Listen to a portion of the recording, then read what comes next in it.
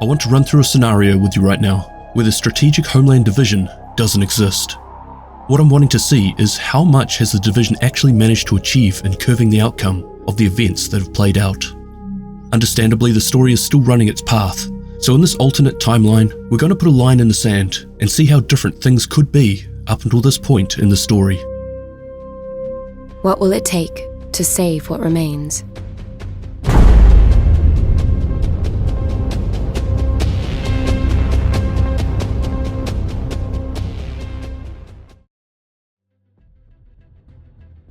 As we know, the origins of the SHD stem all the way back from World War II, but the true inspiration came from a couple of real-world events that took place more recently. In 2001, a high-level simulation called Operation Dark Winter was conducted by federal agencies to test the nation's ability to respond to a widespread bioterrorist attack. The results were eye-opening, showing that the nation, across all levels, was completely unprepared. Then, on September 11th of the same year, a terrorist attack would be responsible for the death of thousands of Americans. This would lead to President George W. Bush signing the National Security Presidential Directive 51 on the 4th of May 2007, a mandate that allows executive power to direct government procedures in the event of a catastrophic emergency. Now in this timeline, this still happened, with one small difference. The SHD was never established in response to these events.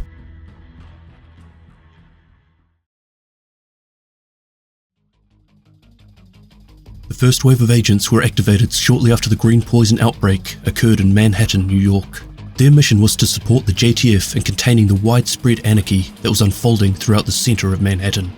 But after the JTF pulled out, leaving the agents to fend for themselves, the majority of the first wave went MIA. This was the event that had the second wave activated, who over time would find out what actually happened to the first wave, and that over the coming months, these would be their greatest foe. However, in this timeline, the division agents would never be activated and never come to the aid of the JTF. The JTF would still be forced to pull out of the area that would later be known as the Dark Zone, but no one would be left behind. Other than the civilians, of course. Except without the agents, the goings-on within the Dark Zone would be left relatively unchecked, allowing the growing hostile presence within to find their own foothold, establishing solid territories, while also fighting for control, mostly uninterrupted by government forces. Any innocent civilians would undoubtedly be swallowed up by the violence that would follow as rival factions fight it out. In our timeline, the JTF has been pushed so far back that they are barely a force that could be considered a threat by even the weakest of hostile factions. However, without the support of the division, it's unlikely that they would still exist in any sort of capacity. Notable figures like Jessica Candle, Paul Rhodes, and Roy Benitez were integral to the JTF setting up a foothold in New York City. Without the agents, the JTF may never have been able to rescue them.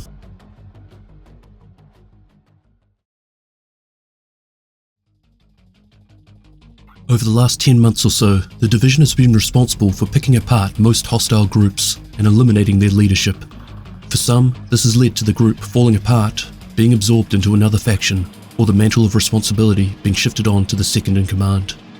With the latter, this would often lead to a difference in structure, organisation, and goals, in turn creating infighting due to the number of personnel in the group who no longer feel they are heading in the same direction for the same reasons that their founder established the group in the first place. Basically, regardless of outcome, the division was responsible for crippling the Rikers, Rioters, Cleaners, LMB, Outcasts, Hyenas, and True Sons. While they continued to exist after their leadership was taken out, they would never have the same presence or strength that they once had. So how would things have played out if there was no division? Each of these groups, in their respective cities, would have continued to grow in power and territory with little resistance from the JTF. However, instead of the division slowing down their progression, their main obstacle would be each other. As they come to a head, the stronger factions would come out on top, either eliminating or absorbing the weaker ones, while what remains of the JTF can do nothing but sit back and watch. In New York, the Rikers and Rioters' lack of structure, organisation, and ongoing infighting would quickly fall to the Cleaners and LMB. While the Cleaners are out-equipped and trained versus the LMB, this is their city. They have the passionate leadership of Joe Ferro, and they have the numbers, especially as others join their ranks, either due to the need to survive or having now experienced similar circumstances that had the Cleaners form in the first place.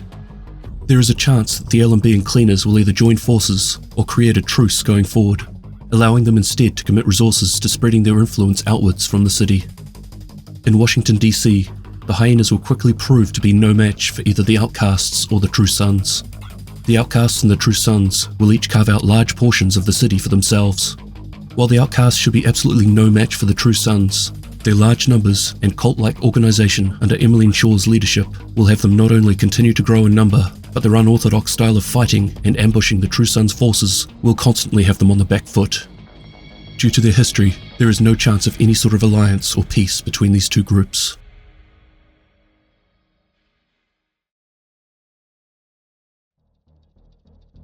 It goes without saying that if there was no division, there would be no rogue agents.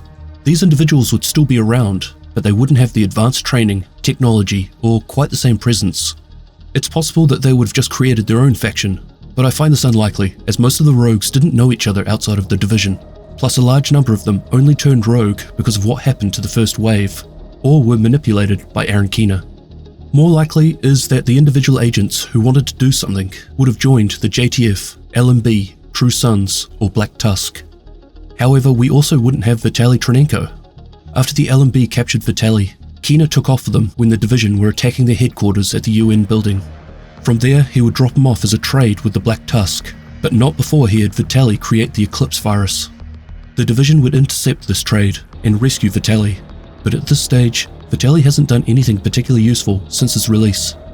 So with no division, there would be no rogues, meaning no Aaron Keener, no Eclipse virus, and no rogue agent network, which has been the bulk of what the division has been fighting up until now. In fact, the LMB may not have even bothered capturing him from the Russian embassy if it wasn't for their alliance with Aaron Keener. Vitaly may never have been captured in the first place, but if the LMB had kept hold of him, it's hard to say what they would have had him do. Although not technically rogue, Fei Lau also wouldn't have been around in the same light. She wouldn't have gone deep undercover to kill President Ellis, or bring Barden Schaefer over to the other side. While Ellis was looking to have doubts about Natalia and Black Tusk at the end there, I find it unlikely that he would have been able to change much of what was happening. But perhaps her doing this stopped them being able to use Ellis in activating the black box.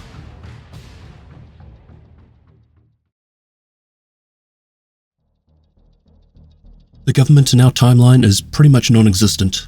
While I don't think it's completely gone, those who have survived are deep in hiding, far from the events that are unfolding. The division has actually had very little influence on this outcome, so I don't expect anything would have changed if they weren't around. An argument could be placed on the first mission of the Division 2, where agents were able to stop the Hyena attack on the White House. But, I mean, there were only 4 or 5 of them. I think even the JTF could have stopped this on their own. In saying that, I don't really understand why the Black Tusk hasn't attacked the White House yet. Agents or not, it would stand no chance.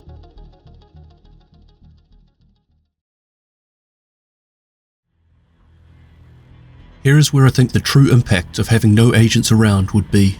The civilians and innocents caught up within the feuding, these are the ones who would suffer.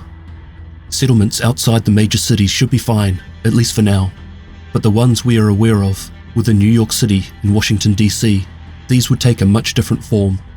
With the stronger factions left unhindered and allowed to grow far beyond what we have witnessed in this current timeline, supply and resources will only become a larger part of their survival. With growing numbers and wider territory to keep under control, the need for food and locations for their members to rest and restock will only increase. Existing settlements won't just be eradicated, they will instead be controlled by the faction that holds power over the area. The settlements won't be what they are now, an area of refuge where innocents can begin to rebuild. They will be more of a farm for the overlords who rule the area.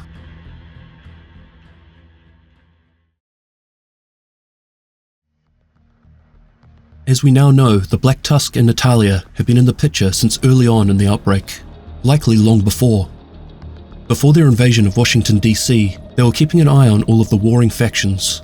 It was only after all of the factions were defeated by the division that they made their move. Before then, the Black Tusk were just lurking in the shadows, sabotaging and eliminating the division agents. So given that their early operations focused on the division and essentially waiting on them to do the job for them, how would this have affected the way the Black Tusk announced their presence in this conflict? Would they have waited just as long? It's more likely that they would have invaded much earlier, as the hostile factions who now control DC are only getting stronger. Except, now they have all of their leadership and officers intact, as well as President Ellis, the antivirals, and the perfusion bioreactor. Although they don't have the Division or rogue agents to contend with, groups like the True Sons, Outcasts, Cleaners and L&B are now much stronger than we had ever witnessed in our timeline. While I believe that the Black Tusk would eventually come out on top, they would be looking at a long drawn-out battle over many months, especially if some of these groups were able to join together.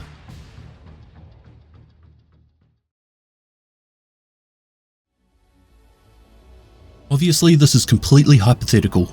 With any change like this, it's impossible to predict every outcome. My conclusion of what would have happened had the SHD never been established is that the US wouldn't be in a much different position than we are in the current timeline. The vast majority of what the agents have achieved has unintentionally assisted the Black Tusk in their plans for invasion, with the rest of their time being spent on rogue agents like Aaron Keener and many of the rogue cells he put together, who wouldn't have been around in the first place if the agency didn't exist. One major difference is that the innocents dotted throughout this conflict would have had absolutely no chance without the support of the agents. However, even in the current timeline, these settlements and other groups of innocents are really just hanging on. There aren't enough agents left to keep them protected. And with the Black Tusk looming, it's only a matter of time. Agents may have slowed the fall of the JTF, but their numbers still don't work as any sort of deterrent to the larger hostile groups. Obviously, we have no idea what is happening around the rest of the country, and there could be a number of instances where the Division has really turned the tide. But all we have to go on is the major events that have played out across New York and Washington, D.C. One outcome has a handful of remaining agents, acting as the last hurdle for a large, well-trained and equipped force attempting to take control. The other outcome has the same group going head-to-head with 4 other factions. In all fairness to the Division agents, their mission was to save what remains and ensure the continuity of government. While the government seems to be mostly lost at this point, what they have managed to do is the rescuing of survivors and assisting their settlements with receiving resources, at least for now. The Division wasn't prepared for what they were going to face, the hostile takeover from a large military force. This wasn't what they were trained for. So here are my questions for you, the viewer. What do you think that the Division has managed to achieve up until now? Do you think the US would have been better or worse off without them? There are so many other ways this could have played out without the Division agents around. How do you think this story could have gone? I watch a lot of alternate history videos, and I thought this would be an interesting concept to try out on the Division storyline. There are so many things that could be altered to change the story outcome. Like, what if Keener didn't go rogue? What if the Division followed President Ellis in joining the Black Tusk? Would the Black Tusk leading the country be any worse than what we're going through now? Anyway, I hope you've enjoyed this video, and I'll catch you in the next one. Cheers!